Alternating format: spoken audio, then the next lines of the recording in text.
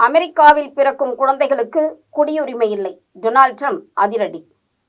அமெரிக்காவில் குடியேற்ற சீர்திருத்தத்தை தனது பிரச்சாரத்தின் மையமாக மாற்றிய பின்னர் ட்ரம்ப் அவர்கள் NBCயின் மீட் த பிரஸில் அளித்த பேட்டியில் பிறப்புரிமை குடியுரிமையை முடிவுக்கு கொண்டு வருவதாக உறுதியளித்தார்.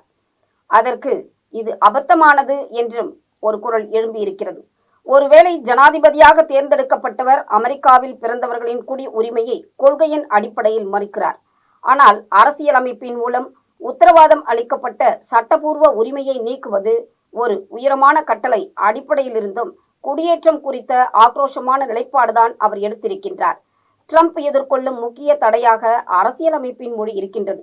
14வது திருத்தத்தின் படி பார்த்தால் அமெரிக்காவில் பிறந்த அல்லது இயற்கையான அனைத்து நபர்களும் மற்றும் அதனுடைய அதிகார வரம்பிற்கு உட்பட்டவர்கள் அமெரிக்கா மற்றும் அவர்கள் வசிக்கும் மாநிலத்தினுடைய குடிமக்கள். ட்ரம்ப் அந்த விதியை பல வழிகளில் சவால் செய்கின்றார்.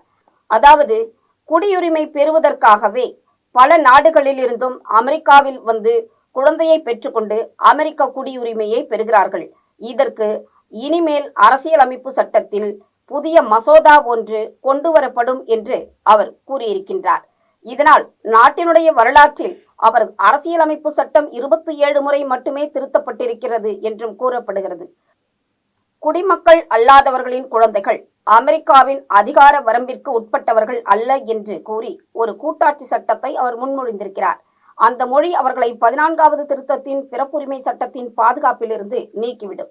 இந்த பாதையும் எங்கும் செல்ல வாய்ப்பு கிடையாது. செனட்டினுடைய மெல்லிய GOP பெரும்பான்மையை பிலிபஸ்டர் மூலம் தடுக்கக்கூடிய சட்டத்தை இயற்றுவதில் உள்ள சிரமத்திற்கு அத்தகைய சட்டம் மோசமான கொள்கையாக பார்க்கப்படுகிறது.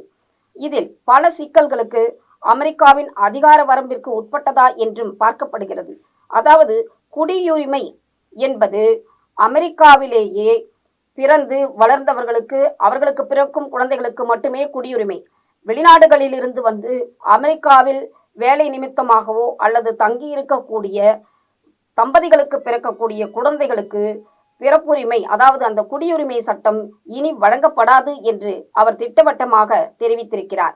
இதனால் கருக்கலைப்பு முதல் உறுதியான நடவடிக்கை வரை நிர்வாக ஏஜென்சிகளின் அதிகாரம் வரையிலான தலைப்புகளில் சமீபத்திய ஆண்டுகளில் சட்ட முன் உதாரணங்கள் தலைகீழாக மாற்றப்பட்டிருக்கின்றன என்றும் ஒரு தரப்பு கூறுகிறது. இருப்பினும் அதில் சிக்கல்கள் இருக்கின்றது. பிறப்புரிமை குடியுரிமை என்பது அரசியலமைப்பின் மொழியில் வெளிப்படையாக கோடிட்டு காட்டப்பட்டுள்ள உரிமை. உச்சநீதிமன்றத்தின் உரை ஆசிரியர்கள் அதை நிராகரிப்பதாகவும் கூறப்படுகிறது. அமெரிக்கர்களின் இந்த குடியுரிமை சட்டமானது அமெரிக்கர்களினுடைய பாதுகாப்பை உறுதி செய்யும் என்று ட்ரம்ப் அவர்கள் தெரிவிக்கின்றார். அதே சமயத்தில் வெளிநாட்டிலிருந்து அமெரிக்காவிற்குள் நுழையும் மக்களினுடைய குடியுரிமையையும் அது கட்டுப்படுத்தும். இதனால் அமெரிக்கனுடைய பொருளாதாரம் மற்றும் உரிமை பாதுகாக்கப்படும், இறையாண்மையும் பாதுகாக்கப்படும் என்று அவர் நம்புகின்றார்.